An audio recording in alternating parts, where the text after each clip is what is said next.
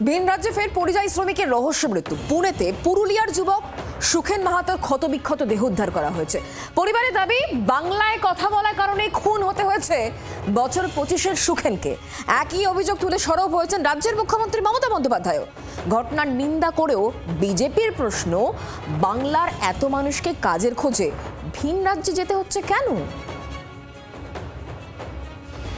ভোটের মুখে আরও এক পরিযায়ী শ্রমিকের রহস্য মৃত্যু। এবার মহারাষ্ট্রের পুনেতে পুরুলিয়ার যুবকের ক্ষতবিক্ষত দেহ উদ্ধার। নিহত বছর 25-এর সুখেন মাহাতো। তার পরিবারের অভিযোগ, বাংলায় কথা বলার কারণে খুন হতে হয়েছে সুখেনকে।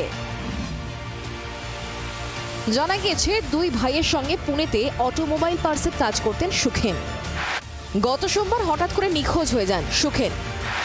মঙ্গলবার পুনের শিকারপুর থানা দ্বারস্থ হয় তার পরিবার। এরপরই সুখেনের রক্তাক্ত দেহ উদ্ধার করে পুলিশ। ছেলের মৃত্যুর খবর পৌঁছতেই পুরুলিয়ার তুমরাশোলের বান্দরি গ্রামে শোকের ছায়া নেমে আসে। সুখেনের পরিবারের দাবি, ভিন রাজ্যে বাংলায় কথা বলাই কাল হলো তাদের ছেলের জন্য।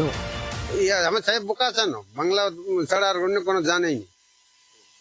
হিন্দি টুকটাক যদি জানে তো জানে, তো ওদের মারাঠি ভাষা না, ওই মহারাষ্ট্রটা বাংলায় কথা বলাতে হ্যাঁ, ওই বাংলায় কথা বলার জন্যই মানে এইটুকু ঝামেলাটা হয়েছে।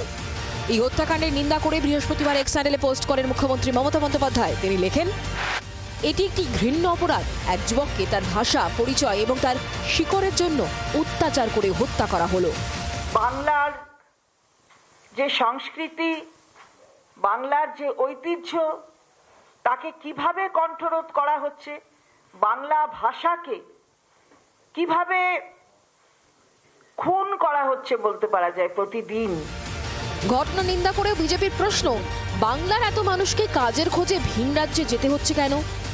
দিদিমণি আজ 15 বছর থেকে সরকার চালাচ্ছেন। তার আগে কমিউনিস্টের সরকার ছিল 34 বছর। কি এমন এখানে ডেভেলপমেন্ট হয়েছে কি পুরুলিয়ার ছেলেদেরকে, ঝাড়গ্রামের ছেলেদেরকে, বাঁকুড়ার ছেলেদেরকে, পুরো পশ্চিমবাংলার প্রায় 50 লাখের উপর নবযুবককে বাইরে কাজ করতে যেতে হচ্ছে। ওড়িশা, দিল্লি, হরিয়ানা থেকে মহারাষ্ট্র, সম্প্রতি বিজেপি শাসিত একাধিক রাজ্যে পশ্চিমবঙ্গে পরিযায়ী শ্রমিকদের ওপর অত্যাচারের অভিযোগ উঠেছে। তা নিয়ে প্রতিবারই তরজায় জড়িয়েছে এ রাজ্যের শাসক ও বিরোধী পক্ষ। কিন্তু পরিযায়ীদের দুর্দশা কমেনি। কেউ ভিন রাজ্য থেকে মার খেয়ে ফিরেছেন, কোথাও আবার ফিরেছে নিথর দেহ। পুরুলিয়া থেকে মনোরঞ্জন মিশ্রের রিপোর্ট, জি 24 ঘন্টা।